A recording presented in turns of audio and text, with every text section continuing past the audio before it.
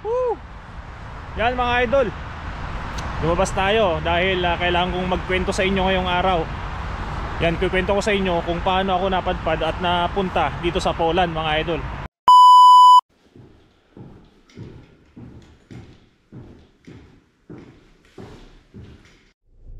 Yun, magandang araw, Dzień dobry mga idol. Ayan, ngayong hapon labas tayo mga idol, kwentuhan tayo sa labas ngayon.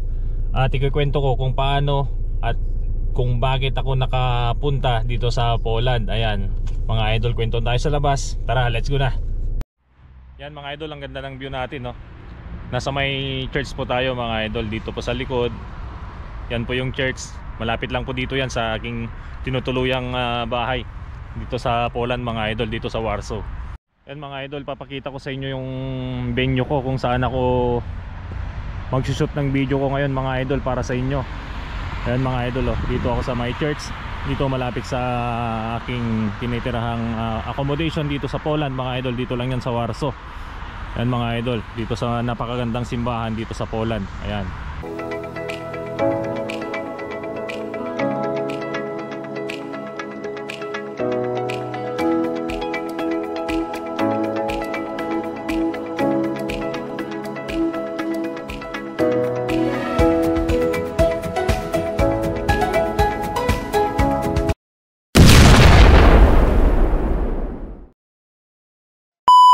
Mga idol, ito pala yung kwento ko.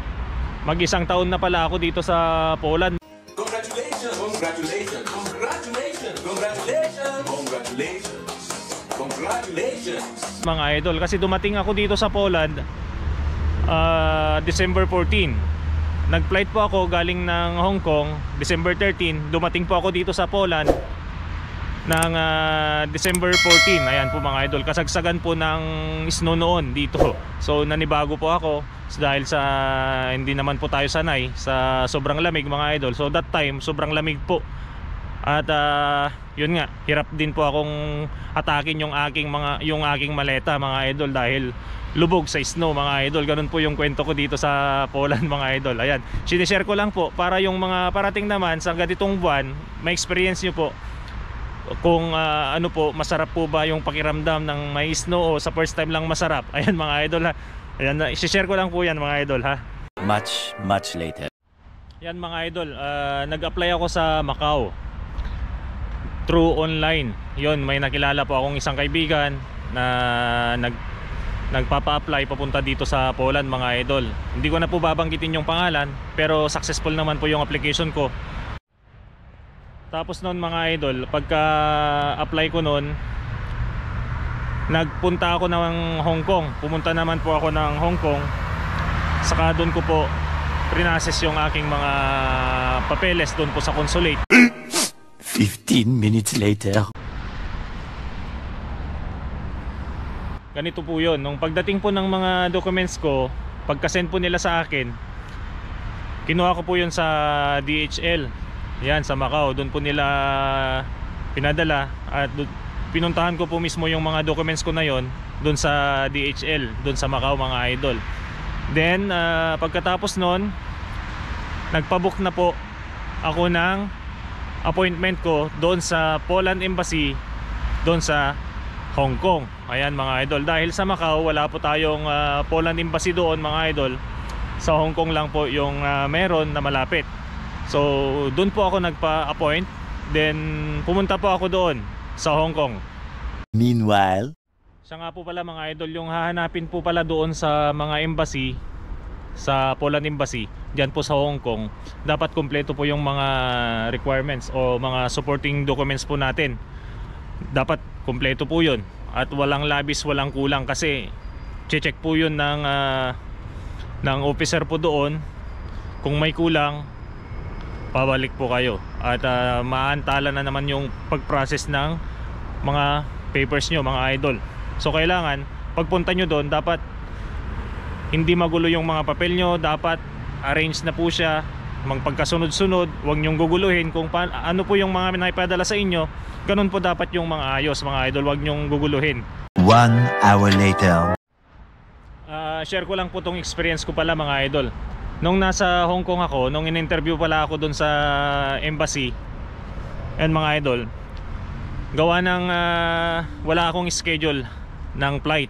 Yun po mga idol, para po maliwanagan din po kayo, baka sakaling mangyari din po yun, mga halimbawa, alam nyo po yung inyong isasagot mga idol. Huwag kayong mataranta. 20 minutes later. Yun po mga idol, ang sagot ko po noon sa officer, sabi ko, paano po ako magpapabook ng ticket? Hindi ko naman po alam o sure kung anong araw o anong petsa po maaprubahan yung appointment ko po sa inyo dito sa embassy. So yun po ang aking sagot, at ang sagot naman po nila okay naman po, kasi sabi po ng officer doon na ito na nga, sinasabi ko na yung araw na ito dapat makapagpabook ka na ng ticket, at pag nakapagpabook na raw po ako, kailangan ko pong isend sa kanila agad. So at that time din ko po inasikaso yung pagpapabook ko ng ticket. Nagpabook agad po ako ng ticket. Then bumalik po ako sa kanila sa embassy, pinakita ko po, at yun, ayos na po lahat.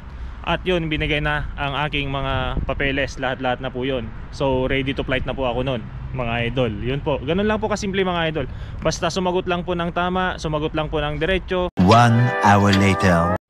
So dito ngayon mga idol, hindi pa naman gaanong kalakasan ng snow. Kung pansin nyo, ganyan lang po muna. Yan mga idol.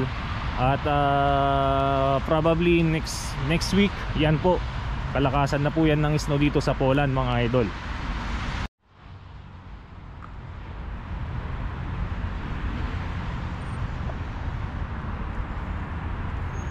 Siya nga po pala mga idol, wag din po magdala ng mga sobrang makakapal na jacket mga idol, mga makakapal na damit. Magdala lang po ng tama, yung kunti lang po siya, may mga gamit lang po, at dito na lang po kayo bibili. Kasi pag nagdala po kayo ng maraming gamit, lalo na yung makakapal, malaking space po ang kalalagyan sa maleta nyo. Yan po mga idol, tips number 1. Siya nga po pala mga idol, share ko lang din po sa mga papunta pa lang po dito sa Poland, wag po masyadong magdala ng mga maraming gamit mga idol, at kayo din po yung mahihirapan. Dito naman sa Poland, may mga bilihan din po dito ng mga ukay-ukay mga idol. Hindi lang po dyan sa Asia, hindi lang po dyan sa Pilipinas, hindi lang po dyan sa Hong Kong o Macau, may maraming ukay-ukay. Yung ukayan po, alam nyo na po yun mga idol. Dito marami din pong ganun, at quality, mura din po yung mga bilihin po dito sa Poland, at makakabili po kayo ng mga ganun mga idol. Share ko lang po yun mga idol, dahil sa akin, nagdala po ako ng mga rice cooker, iba-ibang yung mga gamit ko, dinala ko po halos lahat. So ako rin po yung nahirapan, dahil mabigat po yung aking luggage that time mga idol. So advice ko lang po yun, sana makatulong. Siya nga po pala mga idol, kung magdadala po kayo ng mga gamit, limitahan nyo lang po, lalo na po yung mga gamot. Actually yung mga gamot halos mayroon din po dito, may mga Filipino store din po dito. Kaya nga lang po, pag nag-convert po tayo, medyo may kamahalan. Mahal po talaga mga idol, sinasabi ko lang po yung totoo. Dahil nasa Europe po tayo, medyo mahal po yung mga bilihin dito pagdating sa mga gamot na galing po sa atin. Yan po mga idol, advice ko lang po yun, para mas okay pag nakapag-prepare po kayo, bili na lang po kayo dyan, dalhin nyo po dito. Huwag naman po marami. Meanwhile,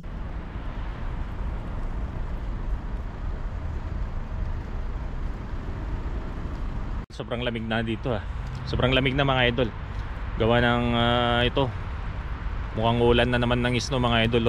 Papakita ko sa inyo yan mga idol, ganda ng view ko umulan na kasi ng snow mga idol, kaya dito muna ako sa may puno. Yan mga idol, singkulay ng jacket ko mga idol. Yan, at siguraduhin nyo lang po pala, pagpunta nyo sa Poland, gagawa kayo ng checklist. much later. Yan mga idol advice ko na sana gawa kayo ng checklist. Yan, para may lista nyo po lahat yung mga importanteng dadalhin, yung mga dapat lang, yung mga importante lang po talaga, para magkasya po sa luggage nyo mga idol. Huwag po kayong magdala ng napakarami. At sinisigurado ko po sa inyo, makakabili din naman po kayo dito. Mura lang din naman mga bilihin dito mga idol. Yan. 75 years later. Sa pa mga idol pala, pag flight nyo na, dapat mas maaga po kayong pumunta sa oras ng flight. Dapat mas maaga, 1 o 2 oras na layway nyo, para po hindi po kayo nagmamadali at iwas abala at iwas stress mga idol. Baka sa pagmamadali nyo may makalimutan pa po kayo.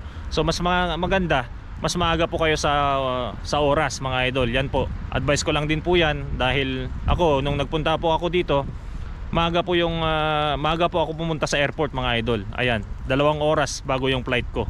Ayan mga idol ha. Meanwhile, Yan lang po muna mga idol. At sa susunod kong video, sa susunod kong vlog, ayan, sana i-follow nyo po kami. Follow nyo po yung YouTube channel ko. Follow nyo din po ako sa Facebook. Yan mga idol.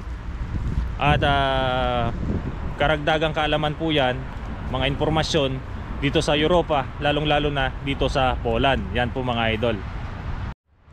And please don't forget to subscribe our YouTube channel. Ayan, GDI Poland.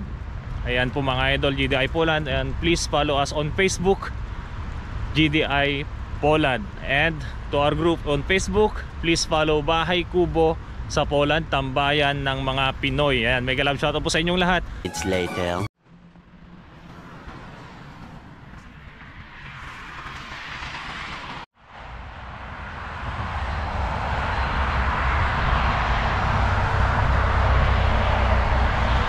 Lumuulan na ng snow mga idol dito sa Poland, dito sa Warsaw mga idol. Yan. Malamig mga idol, malamig na.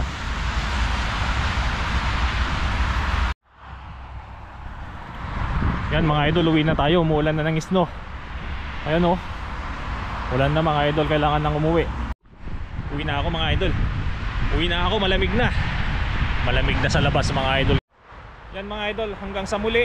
Sana supportahan nyo tong YouTube channel namin at Facebook account.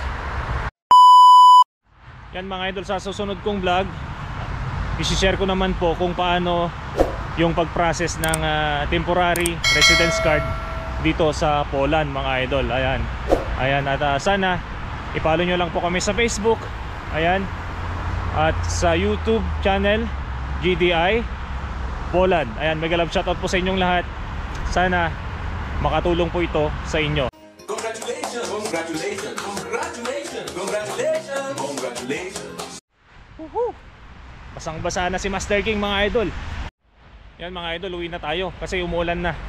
Umuulan na ng snow mga idol, malamig. 15 minutes later. Susunod ulit, kwentuhan ulit tayo at ibabahagi ko po sa inyo kung ano pa yung mga informasyon o mga bagong kaalaman na pwedeng i-share at pwedeng makatulong po sa inyo pagpunta nyo po sa Poland. Ayan, mega love shoutout po sa inyong lahat. Mega love you all. God bless everyone. Keep safe. Love you all. Bye. See you.